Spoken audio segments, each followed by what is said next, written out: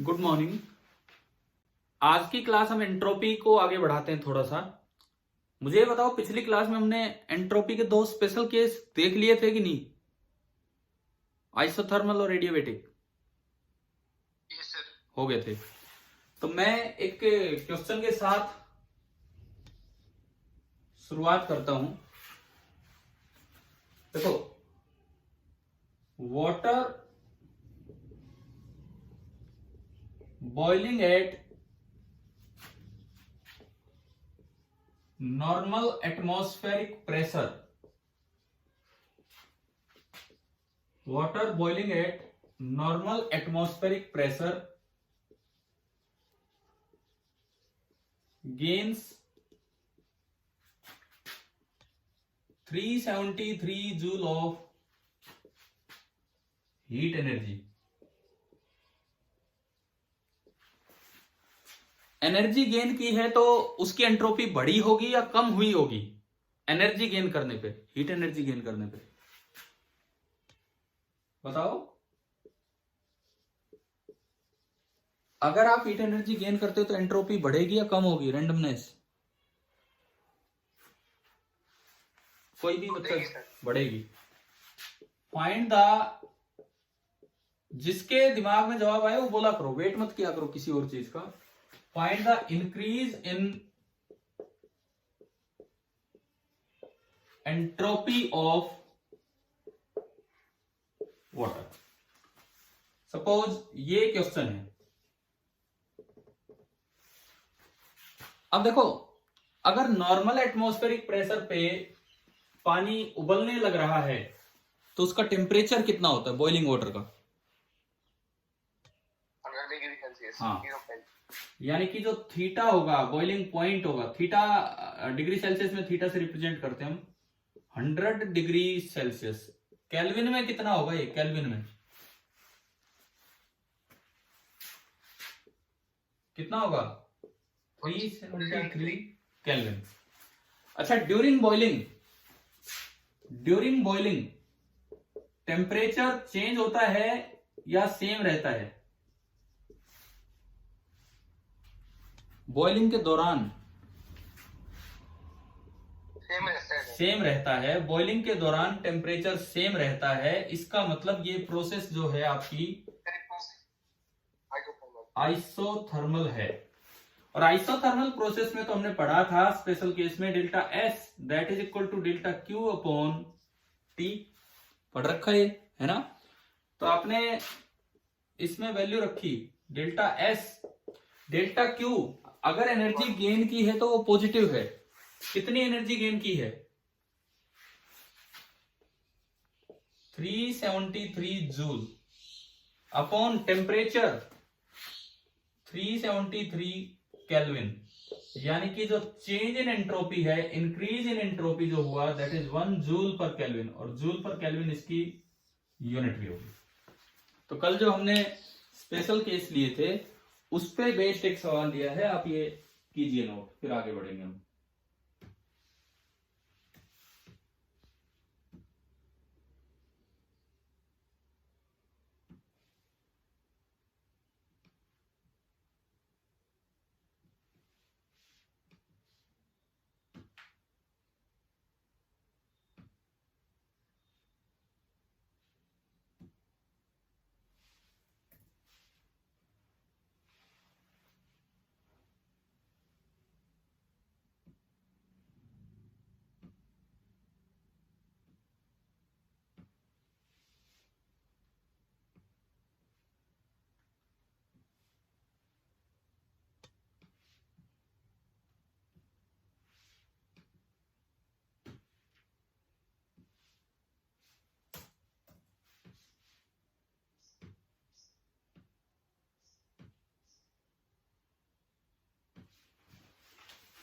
चले भाई, आगे बढ़े। हो गया होगा नोट और समझ भी आ गया होगा किस तरह से एंट्रोपी चेंज निकालना है।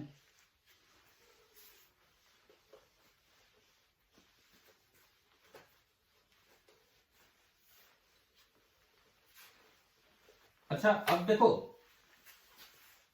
एंट्रोपी से रिलेटेड कुछ ग्राफ बनाते हैं। प्लॉट क्वेश्चन की तरह ही हम ले रहे हैं the following graphs, plot the following graphs. मैं आपसे 4 ग्राफ बनवा रहा हूं। पहला है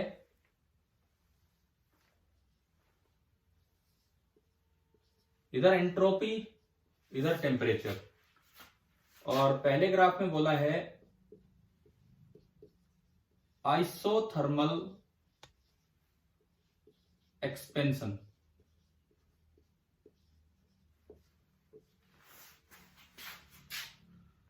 दूसरा इधर टेम्परेचर इधर entropy, isothermal compression.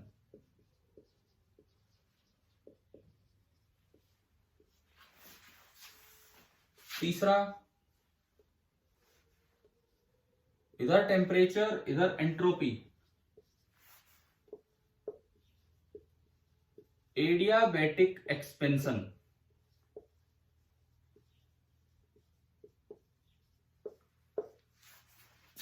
And fourth one, इधर मैं एंट्रोपी ले रहा हूं चौथे में, इधर टेम्परेचर, और इस बार मैंने लिया एडियाबैटिक कंप्रेशन।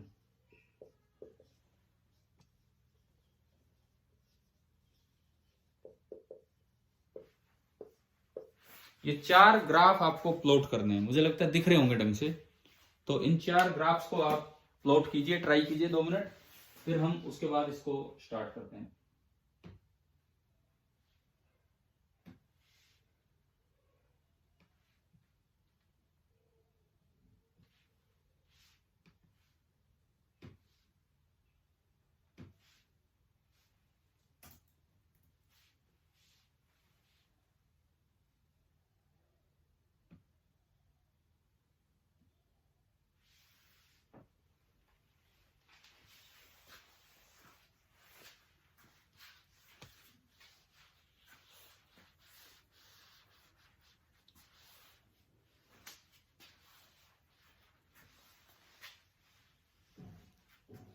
करें भाई, कोई बना एक आधा ग्राफ?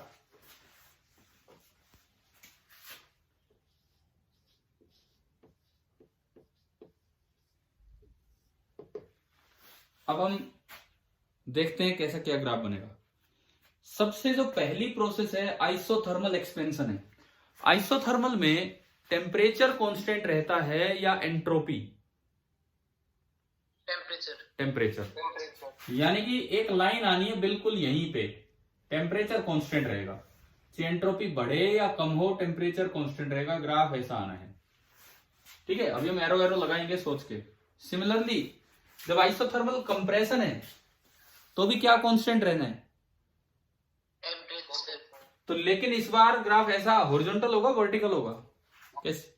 हॉरिजॉन्टल ना, अरे हॉरिजॉन्टल टेम्परेचर एक्सिस थोड़ी है। टेम्परेचर एक्सिस किधर दिखाया है इस बार? इधर दिखाया है ना, मतलब इधर टेम्परेचर एक्सिस दिखाया है, तो ये जो लाइन बनेगी कैसी बनेगी? टेम्परेचर कांस्टेंट रखवाने वाली जो लाइन बनेगी वो ऐसी बनेगी। समझ आया कि नहीं आया? एरो भी लगाएंगे। एडियाबैटिक में क्या चीज कांस्टेंट रहती है? एडियाबैटिक प्रोसेस में डेल्टा क्यू का कोई ग्राफ ही नहीं है यहाँ। या एंट्रोपी और टेम्परेचर में से क्या चीज कांस्टेंट रहती है? एंट्रोपी। कल की क्लास का जो फिनिशिंग पार्ट था वो यही था कि एडियाबैटिक प्रोसेस को एक आइसोएंट्रोपिक प्रोसेस भी कह देते हैं, क्योंकि उसमें डेल्टा एस 0 होता है, यानी कि एंट्रोपी क्या रहती है? कांस्टेंट। पढ़ा था हमने, है ना? तो एंट्रोपी कांस्टेंट एस, तो कैसा बनेगा ये ग्राफ? वर्टिकल लाइन की हॉरिजॉन्टल? Vertical line. और वहां बताओ एडियाबैटिक कंप्रेशन में कैसी लाइन? हॉरिजॉन्टल। क्योंकि एस इधर है, एस इधर है, तो एडियाबैटिक कंप्रेशन में आपकी हॉरिजॉन्टल लाइन।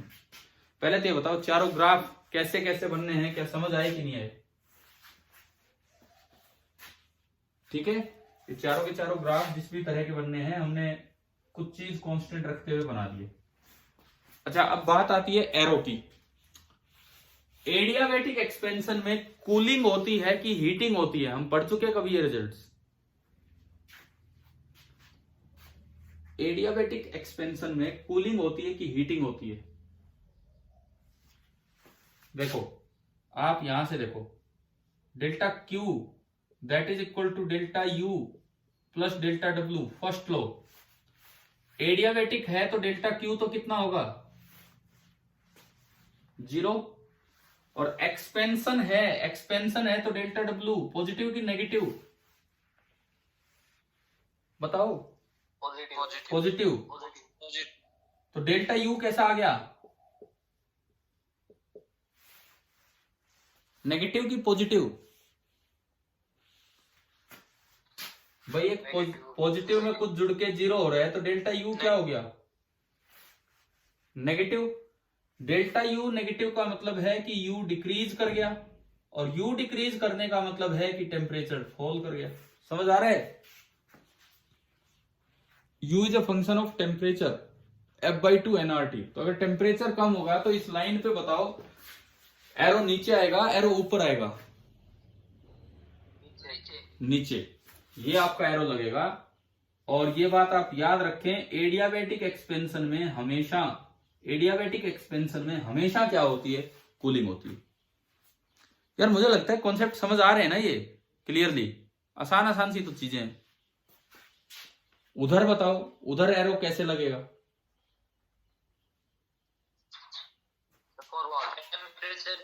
हाँ, जब एडियाबैटिक एक्सपेंशन में कूलिंग हुई है तो एडियाबैटिक कंप्रेशन में क्या होगी? एडियाबैटिक एक्सपेंशन में अगर कूलिंग हुई है तो एडियाबैटिक कंप्रेशन में क्या हो जाएगी? हीटिंग। क्योंकि डेल्टा डब्ल्यू नेगेटिव होगा। इस बार अगर आप यहां बात करें, delta Q that is equal to delta U plus delta W. Delta Q तो 0, compression means delta W is negative. इसका मतलब डेल्टा यू आपका पॉजिटिव आया, इसका मतलब यू इंक्रीज कर गया, और यू इंक्रीज किया है तो टेम्परेचर भी इंक्रीज करेगा, तो टेम्परेचर तो आगे बढ़ेगा, तो ये एरो यूं आएगा। आप बताओ कि आपको ये 2 पार्ट एडियाबैटिक वाले देखने आगे कैसे किए हमने? Yes sir. ठीक है, चलिए आइसोथर्मल वाले पे चलते हैं हम। आइसोथर्मल में टेम्परेचर तो कांस्टेंट है, लेकिन एक्सपेंशन में एंट्रोपी बढ़ी होगी या कम हुई होगी, ये कैसे सोचे हम? ये यूं पता लगाओ कि अगर उसने एनर्जी गेन की है तो एंट्रोपी बढ़ी होगी, और अगर एनर्जी लूज की है तो एंट्रोपी कम हुई होगी। तो फिर से हम फर्स्ट लॉ की तरफ चले। Delta Q that is equal to delta U plus delta W. Isothermal में टेम्परेचर चेंज नहीं होता, तो इसलिए डेल्टा यू कितना? 0। एक्सपेंशन हुआ है तो delta W positive. 0 plus positive, यानी कि डेल्टा क्यू आपका क्या आ गया? पॉजिटिव।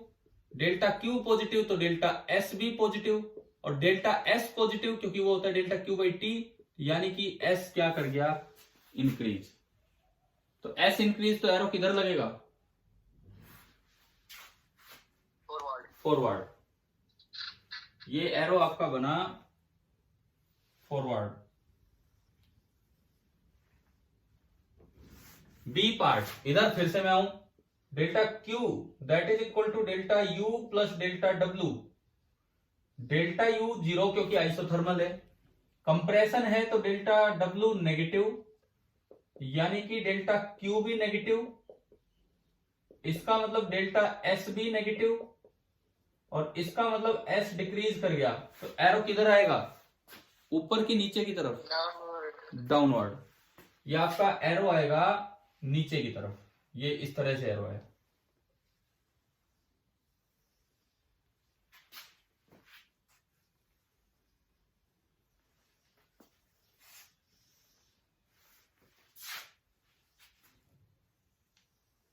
तो अभी भाई देखो बिल्कुल क्लियर होने चाहिए ग्राफ, एंट्रोपी वाले भी ग्राफ चारों हमने अलग अलग बना दिए हैं।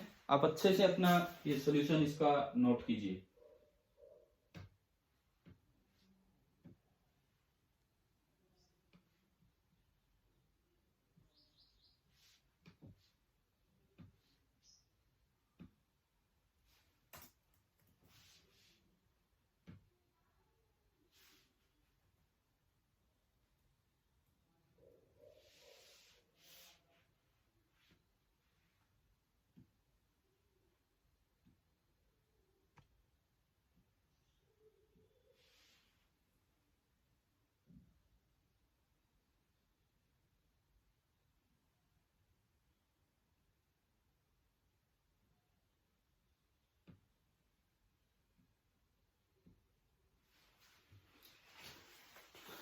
चलें आगे बढ़े। ये एंट्रोपी वाले ग्राफ्स अगर क्लियर हुए तो मिटा दो भाई, लिख लिया हो तो। Yes, sir.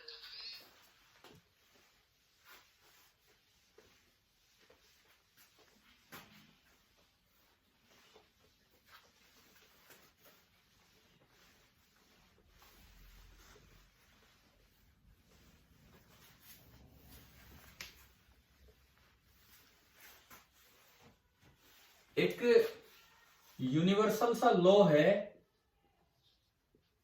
Universal law about entropy change.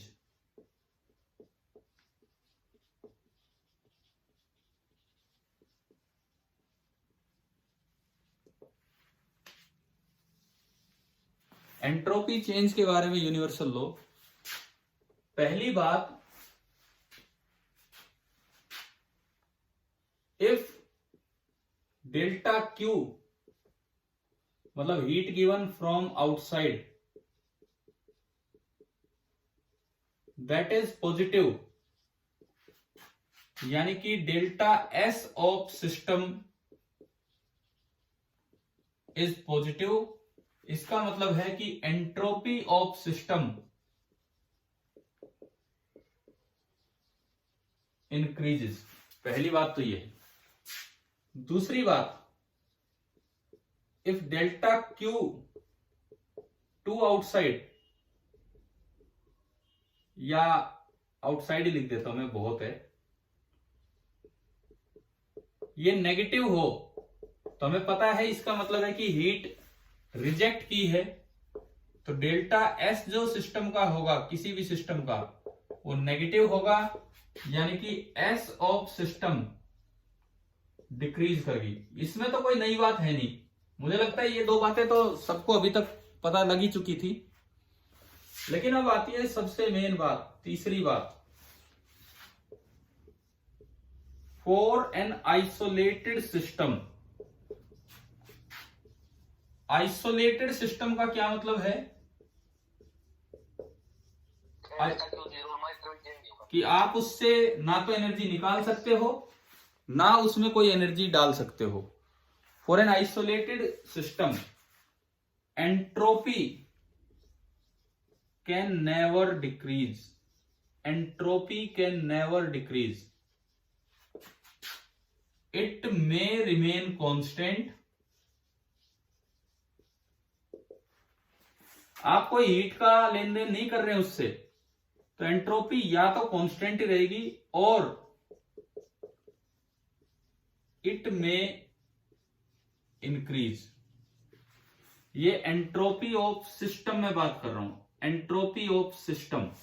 उस आइसोलेटेड सिस्टम की एंट्रोपी कभी भी डिक्रीज नहीं करती है। उसके अंदर क्या प्रोसेसेस हो रही है, उससे या तो एंट्रोपी कांस्टेंट ही रहेगी, या फिर अंदर ही कोई हीट जनरेट हो रही है, कुछ भी हो रहा है, उससे एंट्रोपी में इंक्रीज, लेकिन डिक्रीज कभी नहीं करती, कभी नहीं। सो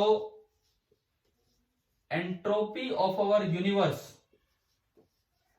भाई हमारा यूनिवर्स जो है, इससे बाहर तो कुछ भी आप नहीं मान सकते हैं। यानी कि यूनिवर्स एक आइसोलेटेड सिस्टम है कि नहीं, बताओ। यूनिवर्स एक आइसोलेटेड सिस्टम है कि नहीं?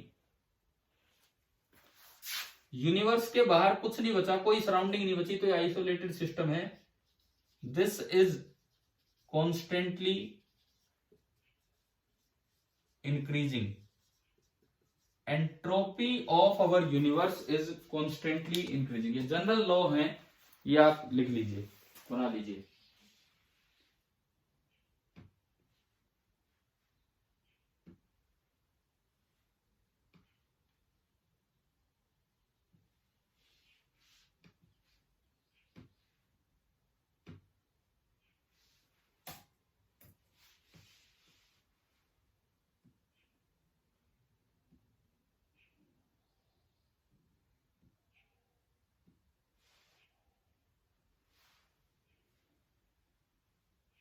आज समीर आप आगे, कल नहीं थे आप। आज कौन कौन नहीं है? 14 पार्टिसिपेंट, 2 हटाओ 12, एक ये विवेक, विकास, विवेक और विकास कहाँ है आज?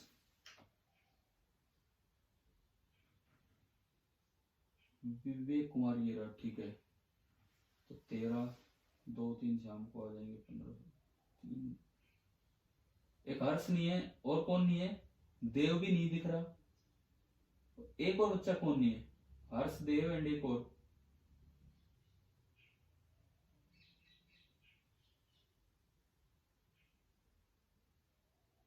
पता लग रहा है क्या? सर भव्य। भव्य नहीं है आज। भव्य कहाँ गया? वो तो सबसे पहले जुड़ते हैं।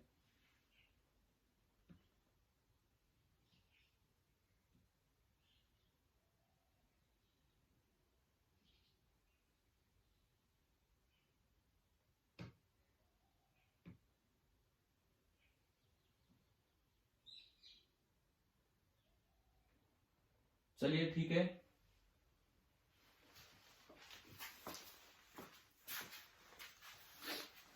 हो गए। लो, इससे आगे बढ़ते हैं हम।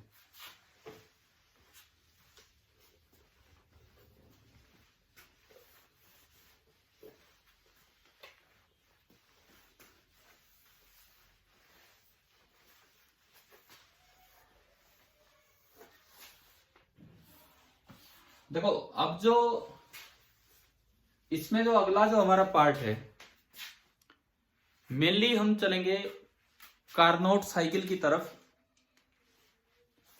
एक स्पेशल साइकिल है जिसको हम कहते हैं कार्नोट साइकिल। एक साइंटिस्ट का नाम है, उनके नाम पे ये है कार्नोट साइकिल। आपने एक दिन 3 चीजें पढ़ी थी, इंजन, रेफ्रिजरेटर और हीट पंप पढ़े थे ना, तीनों, है ना भाई? Engine, refrigerator and heat pump.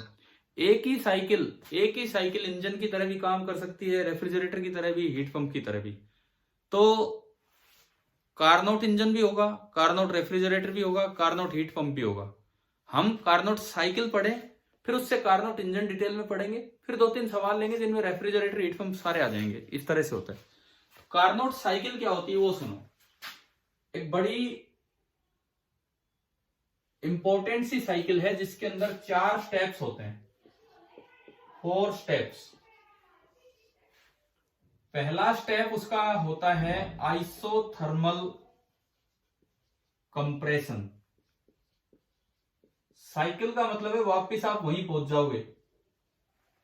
दूसरा स्टेप कंप्रेशन नहीं, सॉरी, एक्सपेंशन, आइसोथर्मल एक्सपेंशन। हम इंजन की तरह अगर उसे पढ़ें तो दूसरा जो स्टेप होता है उसका वो होता है एडियाबैटिक एक्सपेंशन। Adiabatic expansion. तीसरा जो स्टेप होता है that is isothermal compression. Isothermal compression. And चौथा जो स्टेप होता है that is again adiabatic compression. और एडियाबैटिक कंप्रेशन से आप वापस वहीं पहुंच जाएंगे। अगर आप 4 स्टेट्स पे चलते हैं, जैसे A to B, B to state C, C to state D, and आखिरी स्टेप आपको पहुंचा देगा D टू वापस A। ये इस तरह के 4 स्टेप्स होते हैं कार्नोट साइकिल में। आखिरी स्टेप आपको वापस वहीं पहुंचा देगा। अच्छा, दूसरी बात, इसमें जो इंडिकेटर डायग्राम है, साइकिल का इंडिकेटर डायग्राम अभी हम बनाएंगे। पहले मैं इंडिकेटर डायग्राम में एक कंपैरिजन वाली बात आपको बताता हूं। पहले भी कभी बताया हो, मुझे ध्यान नहीं है, इस तरह से शायद बताया होगा आपको। ये पीवी कर्व है। इन जनरल हमारी पॉलीट्रोपिक प्रोसेस होती थी। PV raised power x is equal to constant. PV raised power x is equal to constant. Carnot cycle पे तो हम इधर आएंगे, पहले हम बीच में एक और कंपैरिजन लेने लग गए हैं, वो देख रहे हैं। देखो, PV raised power x constant, x अगर 0 हो तो ये ग्राफ आइसोबैरिक होता है, सीधा बनता है। मान लो कोई वॉल्यूम V इनिशियल से लेके और V फाइनल तक गया है और ये आइसोबैरिक एक्सपेंशन है, तो x बराबर 0 के लिए ग्राफ ऐसा बनेगा, x बराबर 1 के लिए ये ग्राफ ऐसा बनता है आइसोथर्मल। x बराबर 1 में ये आइसोथर्मल एक्सपेंशन हो जाएगा, ये आइसोबैरिक एक्सपेंशन है, ये वाला आपका आइसोथर्मल एक्सपेंशन है। अगर एडियाबैटिक प्रोसेस है तो उसकी इक्वेशन होती है PV raise to power gamma constant. तो गामा 1 से बड़ा होता है तो उसका ग्राफ और भी नीचे आएगा। वी इनिशियल से वी फाइनल मैंने सेम लिया, डेल्टा वी तीनों प्रोसेस में सेम ले लिया। यहां पे x बराबर gamma where gamma is 1 + 2/f पढ़ा होगा आपने फॉर्मूला, और ये आपका है एडियाबैटिक एक्सपेंशन। एक बार बताओ, क्या ये कंपैरिजन हमने देखा था पहले, पीवी ग्राफ्स का कंपैरिजन? Yes sir. है ना? तो मुझे आप ये बताओ, एक क्वेश्चन की तरह मैं ले रहा हूं, एक क्वेश्चन की तरह, इन 3 प्रोसेसेस में, process number 1, process number 2, process number 3, arrange the work done by gas in descending order। Arrange the work done by gas in descending order की सबसे ज्यादा कौन से केस में, फिर कौन से एक्सपेंशन में, फिर कौन से एक्सपेंशन में। बताओ पीवी ग्राफ से वर्क कैसे निकलता है? Area under the curve towards volume axis, इस तरह से निकलता है। तो टुवर्ड्स वॉल्यूम एक्सिस अगर आप एरिया लेते हैं, टुवर्ड्स वॉल्यूम एक्सिस अगर आप एरिया लेते हैं इसमें, तो सबसे ज्यादा एरिया किसके अंडर है? 1 में। तो हमारा आंसर ही डायरेक्ट आ रहा है एरिया देख के। एरिया हमें ये बता रहा है कि वर्क डन हाईएस्ट कौन से केस में है?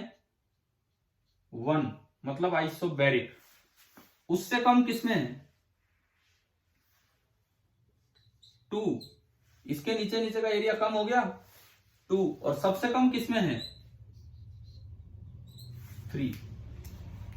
ये तब है जब डेल्टा वी सेम है, और वो हमें सवाल में दिया गया है if delta we is same. आप एक बार तो ये कंपैरिजन वाला एक क्वेश्चन लिख लो, और फिर उसके बाद कार्नोट साइकिल स्टार्ट करते हैं, थोड़ा सा इसी तरह के डायग्राम पढ़ते हुए। लिखिए, आप ये बना लीजिए पहले।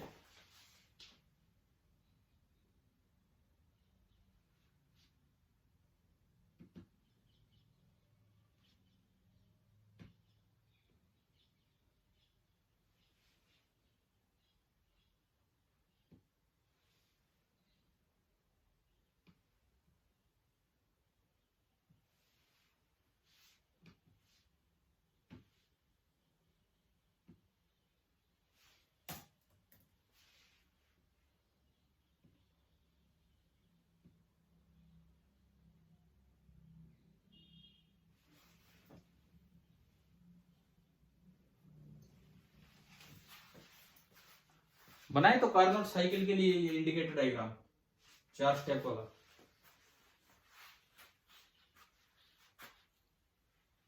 हमें मिटा दूं मैं इसे? Yes sir. ठीक है। Yes sir. अब मैं इसी साइड मिटा रहा हूं, और फिर उधर से देखते हुए कार्नोट साइकिल बनाएंगे।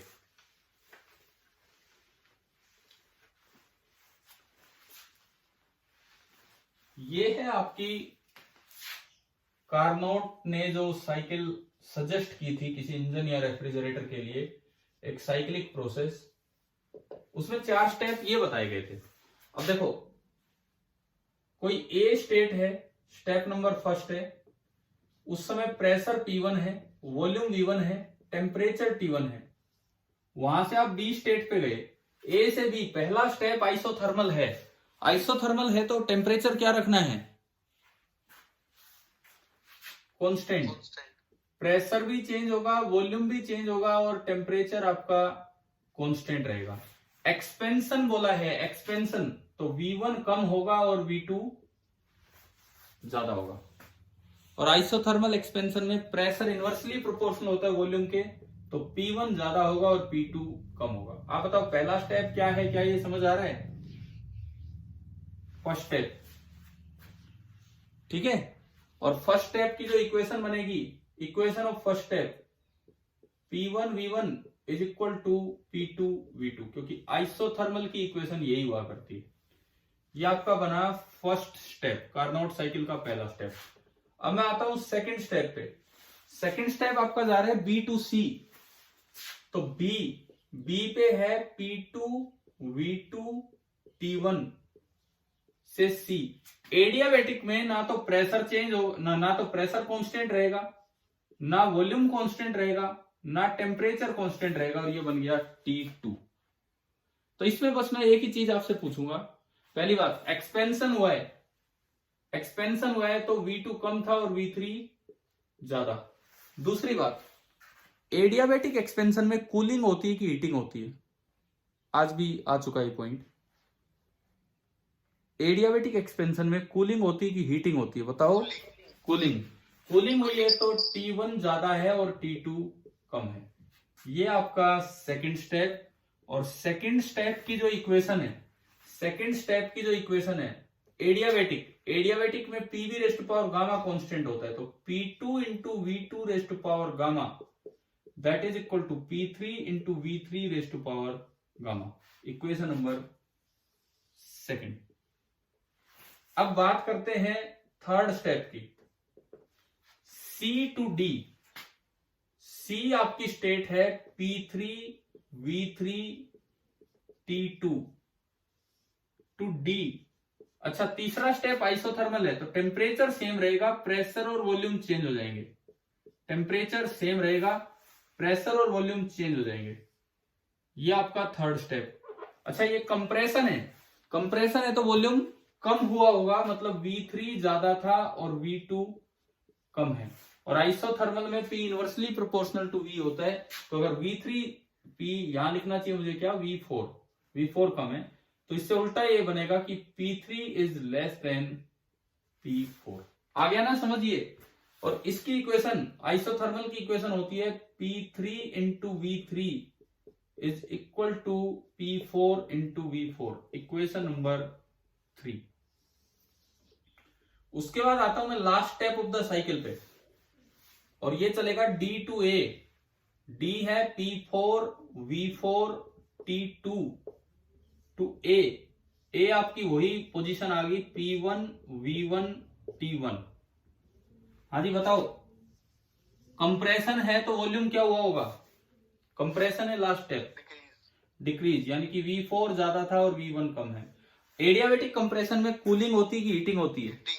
हीटिंग, यानी कि T2 कम था और T1 ज्यादा था। ये ऊपर भी था। और इसकी इक्वेशन बताएंगे आप, एडियाबैटिक की equation P4 into V4 raised to power gamma that is equal to P1 into V1 raised to power gamma, equation number 4। आप ये बताओ, 4 स्टेप्स में कहां से कहां स्टेट जाएगी और क्या इक्वेशन बनेगी कार्नोट साइकिल में? ये समझ आया कि नहीं आया यहां तक? ठीक है। अब कार्नोट साइकिल के लिए एक स्पेशल इक्वेशन हम बना के रखेंगे। मैं क्या कर रहा हूं, इन 4 इक्वेशंस को मल्टीप्लाई कर रहा हूं, LHS से LHS और RHS से RHS। 1 2 3 4 1 2 3 4 मैं मल्टीप्लाई कर रहा हूं। देखो, P1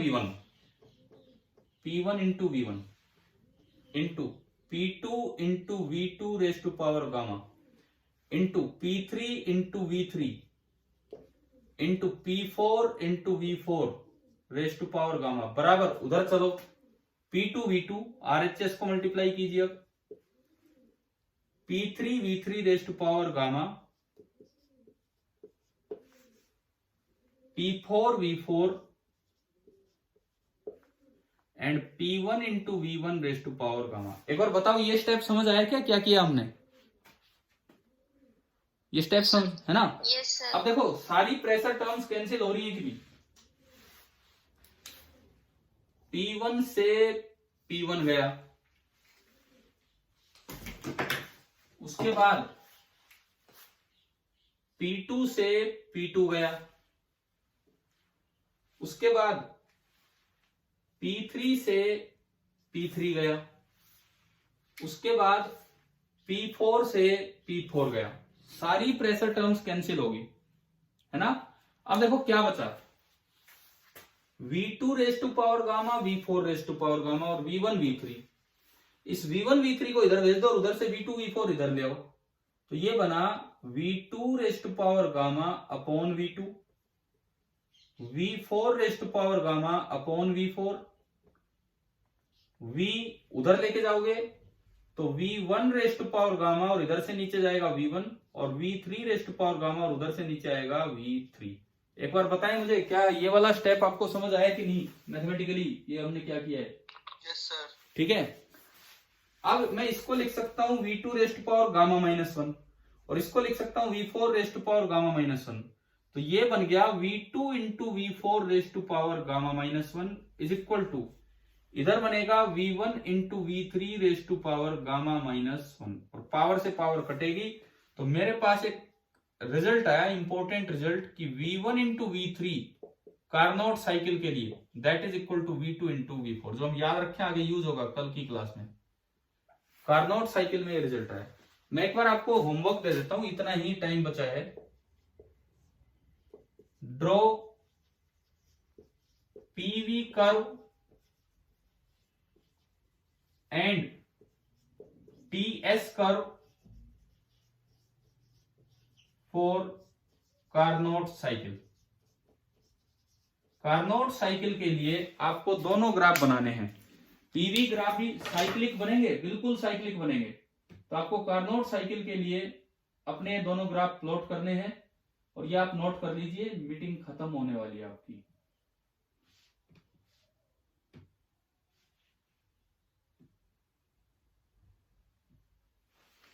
ठीक है, आगे हम कल करते हैं। Thank you.